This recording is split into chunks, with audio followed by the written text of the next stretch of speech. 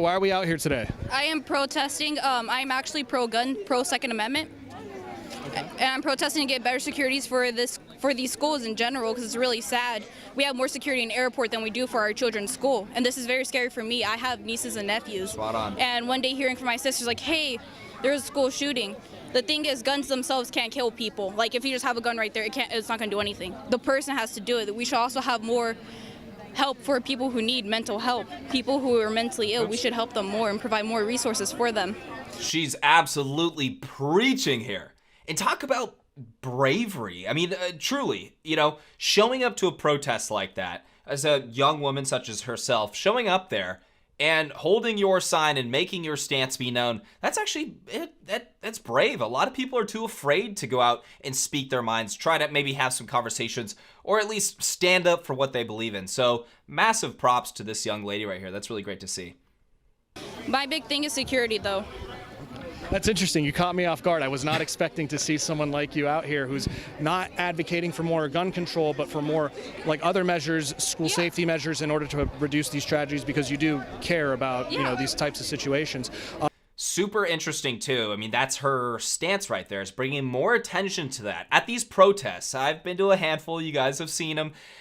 A lot of people will push back incredibly. They will push back super hard against more security at schools. In fact, you have LAUSD in Southern California that is actively fighting, or has actively fought, against having police officers on campus. It'd be too traumatizing for the students.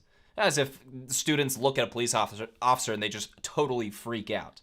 But it's a very controversial stance among these radicals that just want to take away guns, no questions asked, and not protect our students like we protect our jewelry stores, banks, and politicians. Why don't you support an assault weapon ban? I don't necessarily want it banned. You should, like, if you want one, get it at least when you're 30. Maybe they should have a restriction where it's like you have to at least be 30 and up to buy one. We were so excited about her. All right, we'll let her finish, but we were so excited about this one. The thing is, we have the Second Amendment right, so in case the government tries to act up with us, we just hit them. Not to hit our own people, but to hit them. So that's what they want to do, divide us, which is very sad, but it's true.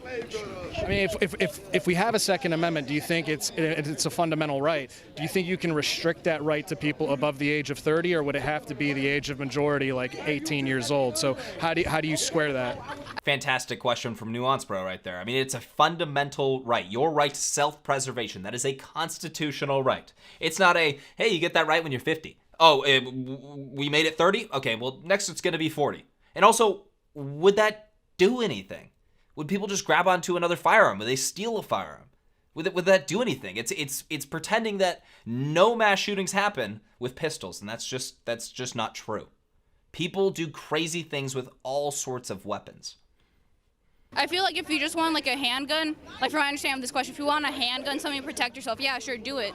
Especially if the media is going to push out like, oh, all guys are scary. Well, a girl can't really fight a guy.